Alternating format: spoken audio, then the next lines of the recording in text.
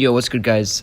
This is me recording a voice memo about 2 to 3 days after I fully finished my project.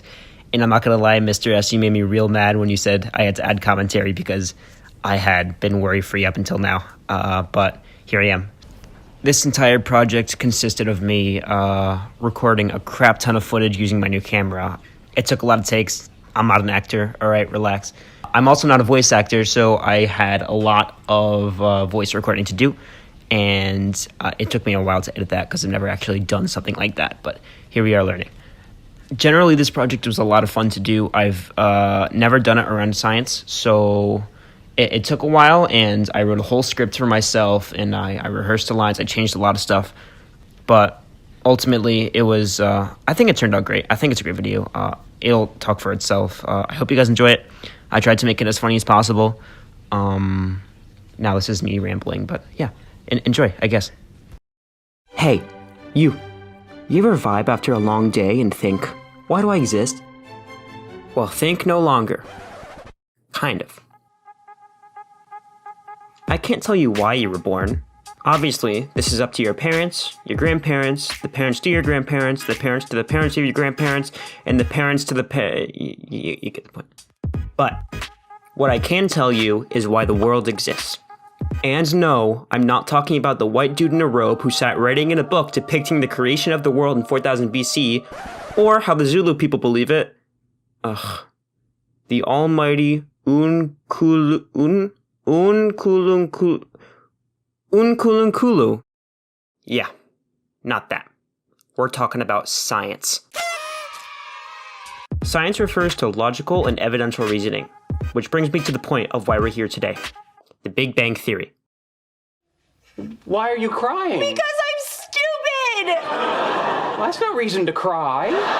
One cries because one is sad. For example, I cry because others are stupid and it makes me sad. No, not this Big Bang Theory. This Big Bang Theory.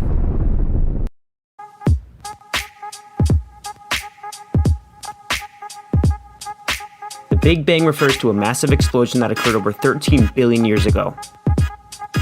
What kind of explosion are you talking about? That's a great question. The answer to that is not one we can run away from. Would it revert, Terry? But only one that we can pray won't happen again. Oh, Lord! How did the Big Bang occur? What made it explode? How big was it? What was in it? These are some questions that are still being debated today. The only thing I can give you is some pieces of evidence that may lead to answers to these questions. The fact is that we are not 100% positive the Big Bang actually occurred, but it's a best estimate. We simply can't travel back in time and pop in to see what was going on back then. But we can organize leftover evidence that may lead to the conclusion of it happening. But that sounds boring. Shut up before I put a bag on your head. You wouldn't do that. Let's start with an easy example. CMBR. Someone turn the lights off? This stands for Cosmetic Microwave Background Radiation. Simply, when the Big Bang occurred, massive amounts of radiation were left over, some being from the formation of cosmological objects. But that's not simple. But it is. Think of the Big Bang as a nuclear explosion. When a nuclear explosion occurs, there are two things that have lasting effects on those humans who experienced it.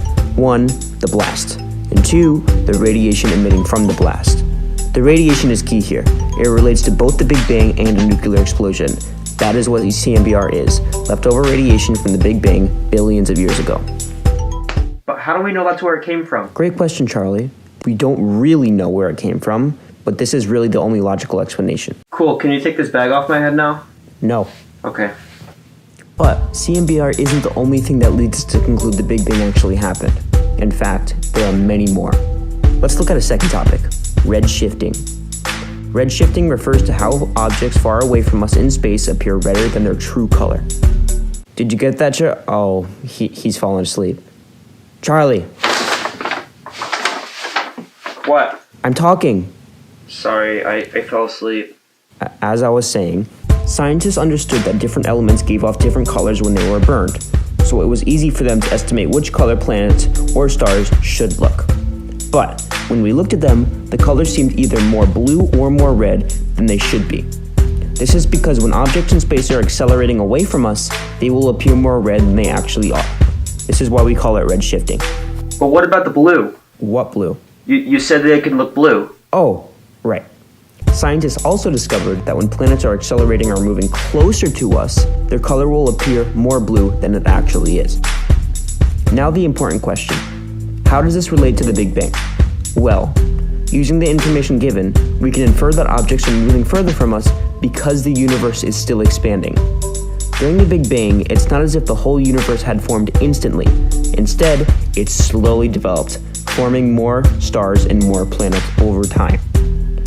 When we see an object is more red than it is, we can assume that it is moving further from us, therefore, the universe is still expanding as it is. These are just a few things we can use to conclude the Big Bang was an event that formed the universe as we know it. Now I have to mention, these are estimates.